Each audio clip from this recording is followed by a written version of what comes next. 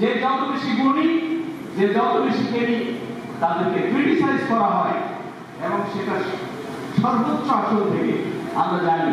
কারণ রাষ্ট্রীয়ভাবে একটা কাঠামো তৈরি করা হয়েছে, এই কাঠামোর বাইরে আপনি যখন ভেঙে চলে যেতে চাইবেন তখন আপনাকে সাইজ করা হবে। কিন্তু আমরা কি সাইজ করা বাংলাদেশ চাই? আমরা কি বনসাই বাংলাদেশ চাই? আমরা চাই আমাদের লিমিট হবে only sky is the limit. কিভাবে?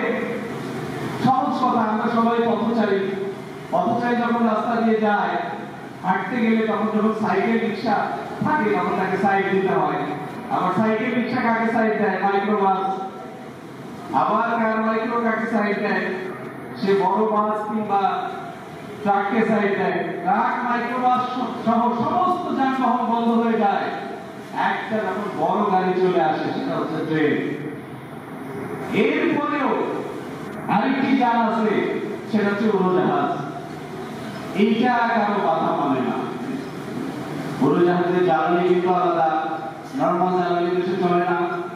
সুতরাং তোমাদের সমস্ত যানকে উপেক্ষা করে নভোযানে যদি যেতে হয়, উড়োজাহাজে যেতে হয়, তাহলে তোমাদের জ্বালানি পাল্টাতে হবে। তোমাদেরকে সেই অবস্থায় উত্তীর্ণ হতে হবে যে অবস্থায় উত্তীর্ণ হলে বাংলাদেশের জ্যাম তোমাদেরকে কাবু করতে পারবে না।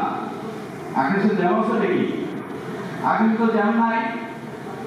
আমাদের কবি তো বলেছেন, এখন যৌবন যার যুদ্ধে যাওয়ার তার শ্রেষ্ঠ সময়। এখন যৌবন যার মিছিলে যাওয়ার তার শ্রেষ্ঠ সময়। এই কথা কবি যখন বলেছিলেন, এটা ছিল 69 সাল। কিন্তু সেই সময়টা আরো বেশি প্রাসঙ্গিক। আমি মনে করি আপনি ডাক্তার হবেন, ইঞ্জিনিয়ার হবেন, আইনজীবী হবেন, সাংবাদিক হবেন, এগুলো আপনাকে বাঁচিয়ে রাখবে না। এগুলো হচ্ছে কবি আলমারুফ সুন্দর করে বলেছিলেন যে আমি যে সাংবাদিকতা করি ওটা আমার পেটের দায়, আর আমার যে কবিতা ওটা আমার প্রতিভা। সুতরাং সৃষ্টিশীল কাজের মাধ্যমে আপনাকে বেঁচে থাকতে হবে। ঠিক যেমনটা করেছিলেন কবি নজরুল লালন শাহ। অশিক্ষিত মানুষ, আপনি তাকে সফল মানুষ করবে, তাকে সার্থক মানুষ করবেন। সার্থক মানুষ আর সফল মানুষের পার্থক্য আছে। সবচাইতে শিমুল ফুল আমার দেখা মতে সবচাইতে সুন্দর এবং সবচাইতে প্রস্ফুটিত ফুল সবচেয়ে বড় গাছে হয়, সেটা হচ্ছে শিমুল ফুল।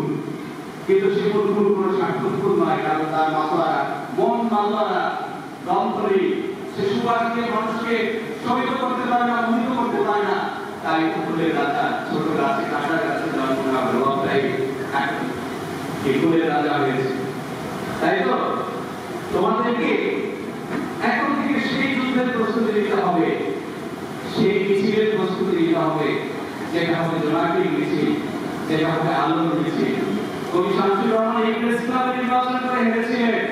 কবি নজরুল ইসলাম উনি রাজনীতি করে ওই রাজনীতির ময়দানে নির্বাচন করে হেরেছিলেন, কিন্তু তার প্রতিদ্বন্দ্বী প্রার্থী তারা বিজয়ী হয়েছিল, জাতি মনে রাখে।